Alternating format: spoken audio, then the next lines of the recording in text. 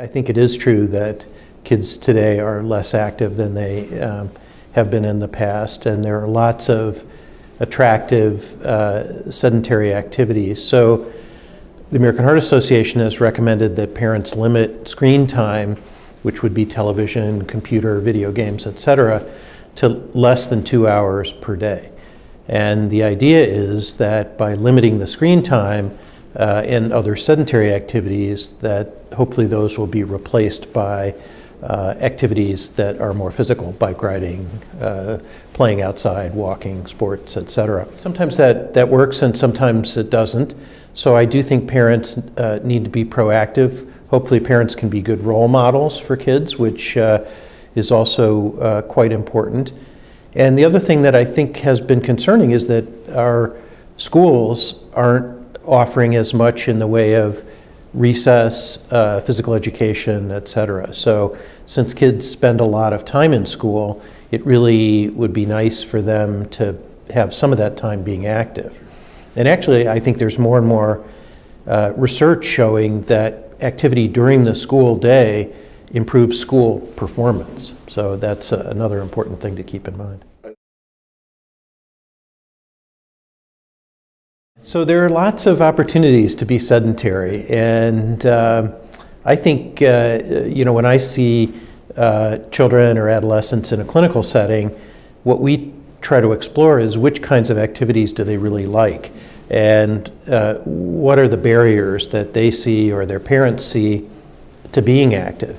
And often if you can work on those scenarios and find things that they like and find ways of decreasing the barriers, you really can get kids to be more active, and you can get them to hopefully be doing this in a kind of lifelong way, because I think you can get most kids to do anything for a short period of time, but what we're really after is something that'll stick with them. I don't think scaring them into it is the right way. In fact, there's research that shows that, for example, if showing pictures of the consequences of smoking cigarettes, for example, doesn't really resonate with them because they don't see that far into the future. They're more worried about what are they doing today, what are their friends doing today.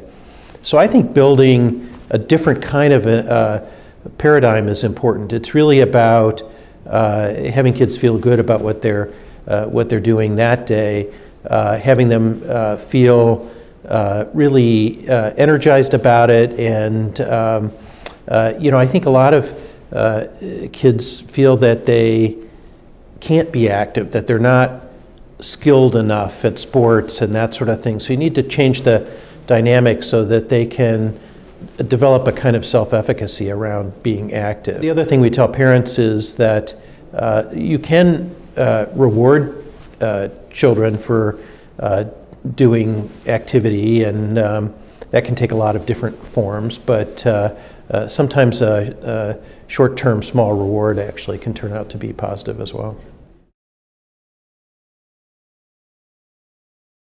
It really is about behaviors and about lifestyle. So there isn't a kind of silver bullet or magic pill that can get kids to be active. I think what often is lost, though, is the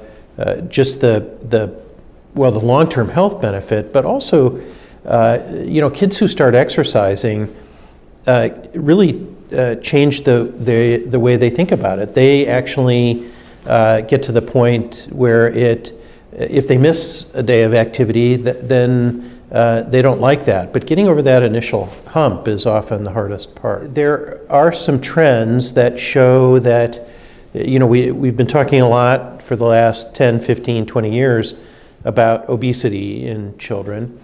There are interesting data now suggesting that the trend of increasing obesity seems to have leveled off over the last 5, 7, maybe even 10 years. So that's really encouraging.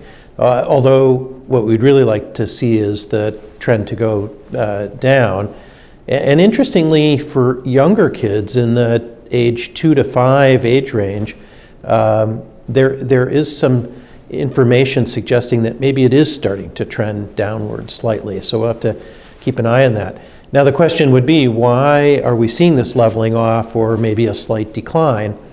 And I think it has to do with lifestyle, probably both with diet and physical activity, suggesting that perhaps families really are getting some of these messages and are starting to make some of the changes that would be beneficial.